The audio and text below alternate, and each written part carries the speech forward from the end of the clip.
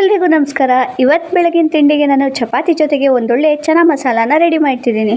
ನಿನ್ನೆ ರಾತ್ರಿನೇ ನಾನು 2 ಕಪ್ಪಷ್ಟು ಕಾಬೂಲ್ ಕಡಲೆನ ಚೆನ್ನಾಗಿ ತೊಳೆದು ನೆನೆಸಿ ಇಟ್ಟಿದ್ದೆ. ಈಗ ಚೆನ್ನಾಗಿ ನೆಂದಿದೆ. ಈಗ ಅದನ್ನು ಕುಕ್ಕರಲ್ಲಿ ನೀರು ಹಾಕಿ ಬೇಯೋದಕ್ಕೆ ಸ್ಟವ್ ಆನ್ ಮಾಡಿ ಇಡ್ತಾ ಇದ್ದೀನಿ. ಈಗ ಅದು ಬೇಯೋಷ್ಟರಲ್ಲಿ ನಾನು ಚಪಾತಿ ಹಿಟ್ಟನ್ನು ಕಲಿಸ್ಕೊತಾ ಇದ್ದೀನಿ. ಚಪಾತಿ ಹಿಟ್ಟು ಕೂಡ ಒಂದು ಅರ್ಧ ಗಂಟೆ ನೆನಿಬೇಕಲ್ವಾ, ಹಾಗಾಗಿ ಮೊದಲೇ ಕಲಸಿಟ್ಕೊಂಡಿದ್ದೀನಿ. ಇದಾದಮೇಲೆ ಒಂದು ಬಾಣಲೆಗೆ 1 ಸ್ಪೂನ್ ಅಷ್ಟು ಎಣ್ಣೆ ಹಾಕಿಬಿಟ್ಟು 2 ಮೀಡಿಯಮ್ ಸೈಜ್ ಈರುಳ್ಳಿ ಹಾಕ್ಕೊಂಡು ಅದನ್ನು ಚೆನ್ನಾಗಿ ಹುರ್ಕೊತಾ ಇದ್ದೀನಿ. ಈಗ ಅದರ ಜೊತೆಗೆ 2 ಸ್ಪೂನಷ್ಟು ಶುಂಠಿ ಬೆಳ್ಳುಳ್ಳಿ ಪೇಸ್ಟ್ನ ಕೂಡ ಸೇರಿಸ್ಕೊಂಡು ಚೆನ್ನಾಗಿ ಹುರ್ಕೊತಾ ಇದ್ದೀನಿ. ನಾನಿಲ್ಲಿ ಕಾಬೂಲ್ ಕಡಲೆ ಕ್ವಾಂಟಿಟಿ ಜಾಸ್ತಿ ತೊಗೊಂಡಿದ್ದರಿಂದ 2 ಈರುಳ್ಳಿ ಯೂಸ್ ಮಾಡ್ತಿದ್ದೀನಿ. ಅಂದರೆ 2 ಕಪ್ ಕಾಬೂಲ್ ಕಡಲೆಗೆ 2 ಈರುಳ್ಳಿ ತೊಗೊಂಡಿದ್ದೀನಿ ಮೀಡಿಯಮ್ ಸೈಜ್ನಲ್ಲಿ. ನೀವು 1 ಕಪ್ ಕಾಬೂಲ್ ಕಡಲೆ ಯೂಸ್ ಮಾಡಿದ್ರೆ 1 ಈರುಳ್ಳಿ, 1 ಸ್ಪೂನಷ್ಟು ಶುಂಠಿ ಬೆಳ್ಳುಳ್ಳಿ ಪೇಸ್ಟು, ಹೀಗೆ ಎಲ್ಲ ಒಂದೊಂದು ಕ್ವಾಂಟಿಟಿಲಿ ತೊಗೊಂಡ್ರೆ ಸಾಕು. ಈಗ ಇದೆರಡು ಚೆನ್ನಾಗಿ ಬಾಡಬೇಕು. ಅಲ್ಲಿವರೆಗೂ ಹುರ್ಕೊಂಡು ಇದಕ್ಕೀಗ 2 ಮೀಡಿಯಮ್ ಸೈಜ್ ಟೊಮೆಟೊನ ಮೀಡಿಯಮ್ ಸೈಜ್ನಲ್ಲಿ ಹಚ್ಕೊಂಡು ಸೇರಿಸ್ಕೊಂಡು ಇದನ್ನು ಕೂಡ ಫುಲ್ ಸಾಫ್ಟ್ ಆಗೋ ರೀತಿಯಲ್ಲಿ ಬೇಯಿಸ್ಕೊತಾ ಇದ್ದೀನಿ.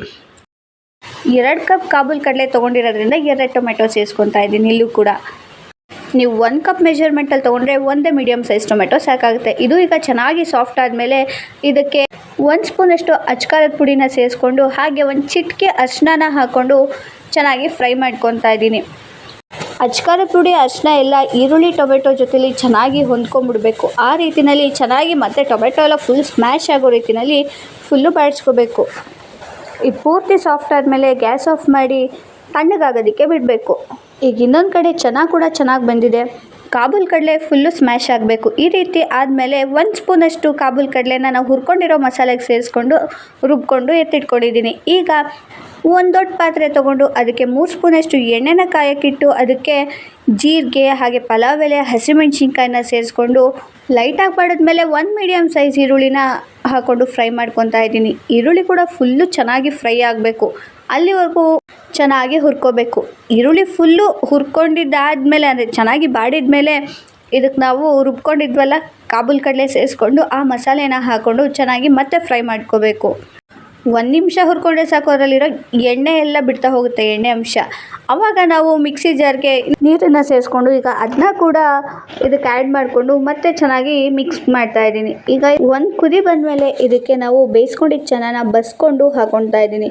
ಈಗೆಲ್ಲ ಒಂದ್ಸಲ ಚೆನ್ನಾಗಿ ಮಿಕ್ಸ್ ಮಾಡಾದ್ಮೇಲೆ ಇದಕ್ಕೆ ಅರ್ಧ ಸ್ಪೂನಷ್ಟು ಗರಂ ಮಸಾಲ ಹಾಗೆ 1 ಸ್ಪೂನಷ್ಟು ಚನಾ ಮಸಾಲ ಪೌಡರ್ನ ಆ್ಯಡ್ ಮಾಡ್ತಾ ಇದ್ದೀನಿ.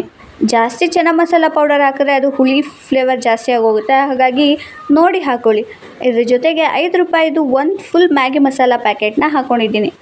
ಈ ಗ್ರೇವಿಗೆ ನಾವು ಮ್ಯಾಗಿ ಮಸಾಲ ಪೌಡರ್ ಹಾಕೋದ್ರಿಂದ ಚನಾ ಮಸಾಲ ಸೇಮ್ ರೆಸ್ಟೋರೆಂಟ್ ಶೈಲಿನಲ್ಲೇ ಬರುತ್ತೆ.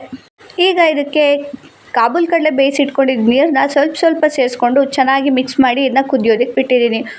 ಈಗ ಲಾಸ್ಟಲ್ಲಿ ನಾವು ರುಚಿಗೆ ಎಷ್ಟು ಬೇಕೋ ಅಷ್ಟು ಉಪ್ಪನ್ನ ಹಾಕ್ಕೊಂಡು ಮತ್ತೆ ಚೆನ್ನಾಗಿ ಮಿಕ್ಸ್ ಮಾಡಿಬಿಟ್ಟು ಒಂದು ತಟ್ಟೆ ಮುಚ್ಚಿಬಿಟ್ಟು ಇದನ್ನು ಒಂದು 5 ನಿಮಿಷ ಸಣ್ಣ ಫ್ಲೇಮ್ನಲ್ಲಿ ಉರಿಯೋದಕ್ಕೆ ಬಿಡಬೇಕು.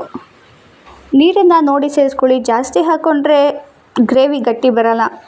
5 ನಿಮಿಷ ಪೂರ್ತಿಯಾಗಿ ಅದನ್ನ ಮರಳಕ್ಕೆ ಬಿಟ್ಬಿಟ್ಟು ಈಗ ಮುಚ್ಚಳ ತೆಗೆದು ನೋಡಿದ್ರೆ ಗ್ರೇವಿ ಕೂಡ ಚೆನ್ನಾಗಾಗಿದೆ. ಅರೋಮಾ ಕೂಡ ಅಷ್ಟೇ ಚೆನ್ನಾಗಿ ಬರ್ತಿದೆ. ಇಲ್ಲಿಗೆ ನಮ್ಮ ಚನಾ ಮಸಾಲ ರೆಡಿಯಾಗಿದೆ. ಇದಕ್ಕೆ ನೀವು ಲಾಸ್ಟಲ್ಲಿ ಬೇಕಿದ್ದರೆ ಕಸೂರಿ ಮೇಥಿನ ಲೈಟಾಗಿ ಕ್ರಷ್ ಮಾಡಿ ಸೇರಿಸ್ಕೊಳ್ಳಿ, ಚೆನ್ನಾಗಿರುತ್ತೆ ಇದ್ದರೆ ಮನೇಲಿ. ನಾನಿಲ್ಲಿ ಲಾಸ್ಟಿಗೆ ಕೊತ್ತಂಬರಿ ಸೊಪ್ಪನ್ನ ಸೇರಿಸ್ಕೊಂಡು ಮತ್ತೆ ಚೆನ್ನಾಗಿ ಮಿಕ್ಸ್ ಮಾಡಿ ಸ್ಟವ್ ಆಫ್ ಮಾಡ್ತಾ ಇದ್ದೀನಿ. ಈಗ ನಮ್ಮ chana masala ready to serve ಅಂತಲೇ ಹೇಳ್ಬೋದು. ನಾನು ಬಟ್ಲಿಗೆ ಸರ್ವ್ ಮಾಡ್ತಾ ಇದ್ದೀನಿ ಕೂಡ.